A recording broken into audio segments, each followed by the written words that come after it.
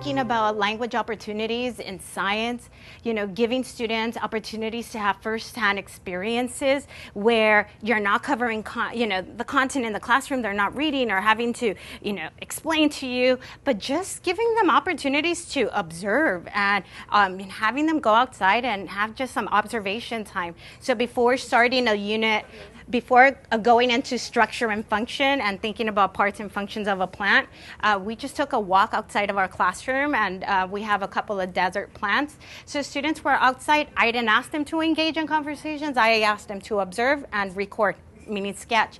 And without knowing, students were having these incredible conversations about some of their observations. And without asking them, they were comparing some of the plants. And again, this was a good a good way for me to assess some of their prior knowledge and it related to the content and even their language use without it being something that I was looking for. So they're not, again, I wasn't, assessing, or there wasn't a clear learning goal for se, other than observation, but I wanted to see what students were coming with.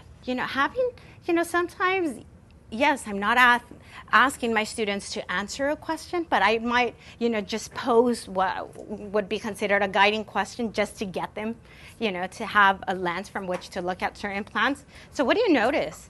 What are some similarities and differences between the plants you see and those we have in our classroom? So just throwing out some questions, and it's just out there for them to consider, to think while they're making some of these observations.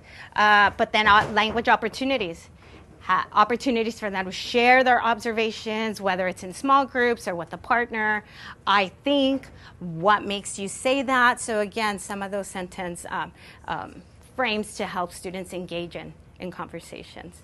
After having students observe outside, I had them bring back some of their sketch work that had been recorded, and I asked them to write, again, going back to the, I think, just to make a prediction. I just randomly wanted to see what they thought about, some of the plants that they noticed. So in this partnership, we have student A and student B.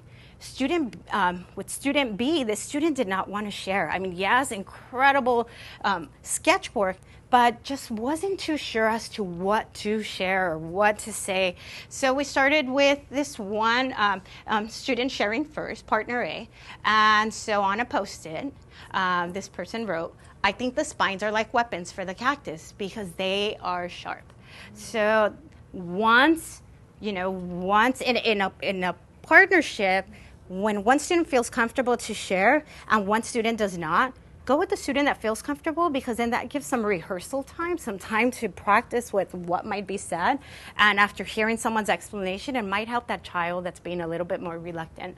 So after this explanation and sharing what was written, this other student wrote, "Oh, I thought they were bones because they are hard, but now I think they're trappers."